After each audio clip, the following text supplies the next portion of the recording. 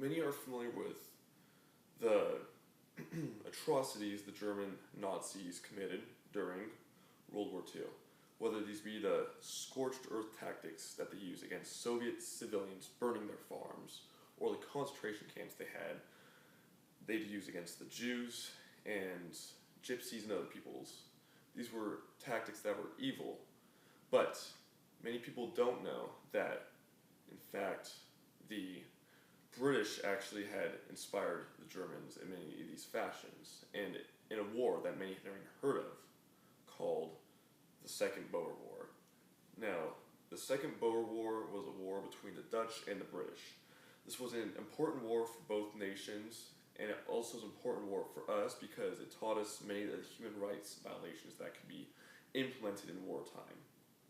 Now, for the Second Boer War, I will go over firstly how the war started and its origins. Then I will go over the war itself, and finally I will conclude by going over the effects of the war. Now, the Boer War originally started due to two main events. Many historians argue about who started it or what specifically, but two events are agreed on by a consensus of historians. That being the Jameson Raid and gold being found. Now, if you look back here in my prop, I have a list of all the dates. The first of these is 1886. 1886 was 1886 was a very crucial time for the Boers because this represented when the British came over and first started really colonizing South Africa.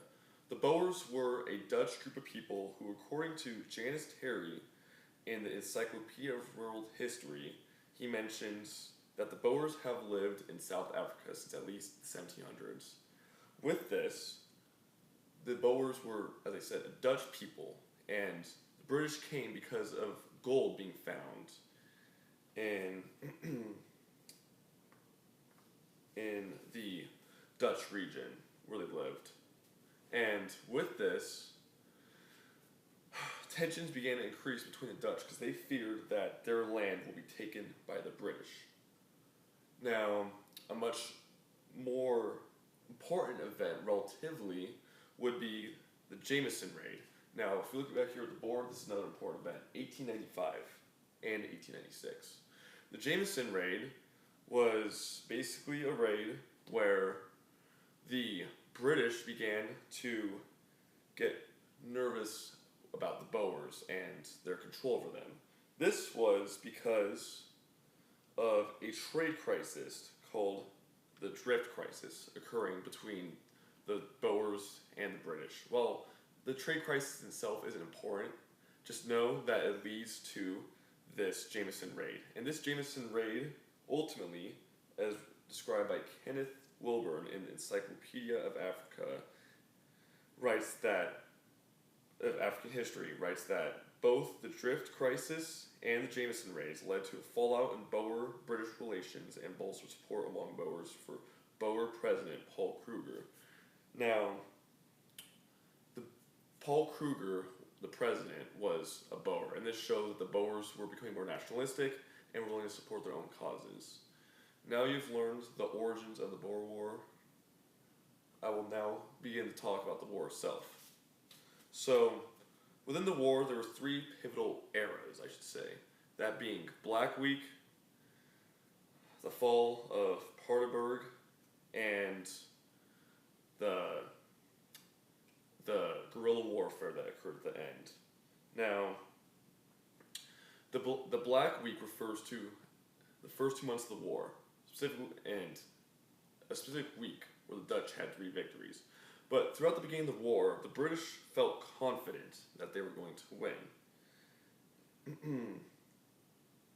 And in fact, Stephen Miller, in a July 2005 excerpt from the Journal of Military History, remarks from page 2 that when the South African Boer War, had erupted in October, few anticipated that a bunch of farmers could successfully resist Queen Victoria's armies. This turned out to be incorrect. The Boers proved to be very, very capable in fighting the British, and they actually had the Black Week, which was a string of three enormous victories for the Boers against the British. This led to the British recruiting more troops, and then the British ultimately, with these extra troops, were able to push against the Boers, and it's written by Frank Johan Pretorius in the Encyclopedia of South Africa that all Boer fronts collapsed under British pressure. The next 6 months was a great period of confusion for the Boers. Now, in this time, the Boers lost the Transvaal region, which was the capital region of South Africa at the time, and was their main city they were living in. With this takeover, it meant the Boers basically lost their territory. However, they weren't done yet. For the next 2 years, the Boers had committed a guerrilla warfare, and in May 2010, and the British were forced to use concentration camps against the civilians, the Boer civilians, as well as scorched earth tactics. Now, in a May 2010 military history article, it's written that 26,521 women and children died to these concentration camps, as well as 1,421 old men. And then 7,000 to 9,000 Boer commandos died, and 21,942 British soldiers died. That just shows the extent of the concentration camps, how many civilians they killed in comparison. This gave you a little overview of the war itself. Now let's talk about the conclusion of the war. So ultimately, in the short term, the Boers, for the end, we'll talk about the Boer the conclusion to the war and the Treaty of Renning in the short term, as well as the long-term effects. So in the short term, the Encyclopedia of History, you can look at the Encyclopedia of Historical Treaties and Alliances to look at the war's treaty itself. And several rather lenient propositions were given by the British in order to appease the Dutch, such as guns with licenses, Dutch could be taught in schools, and surrendering Boer commandos could receive their land back. And Alan Simmons in a 2018 article, Journal Rights, also mentions that 6 British officers were court-martialed by the British government, despite it being unnecessary, also in a form of appeasement to the Dutch Boers.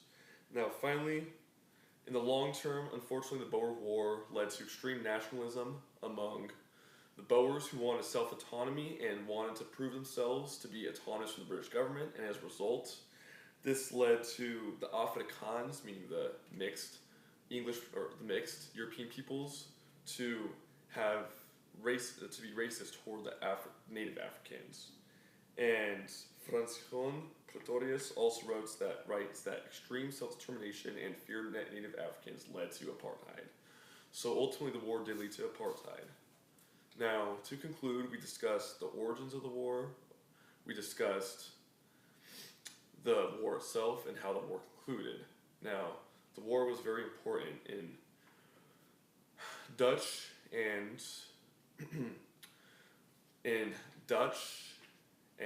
British history, but also world history as a whole, as it shows what happens when human rights are violated. We also have to learn from these and be sure that not to make the same mistakes that 2 regions made in oppressing their brothers in the name of liberty, and not to make these same mistakes ourselves. I encourage anyone who's interested in this war now to perhaps be on guard and vigilant against these kinds of attacks. Thank you.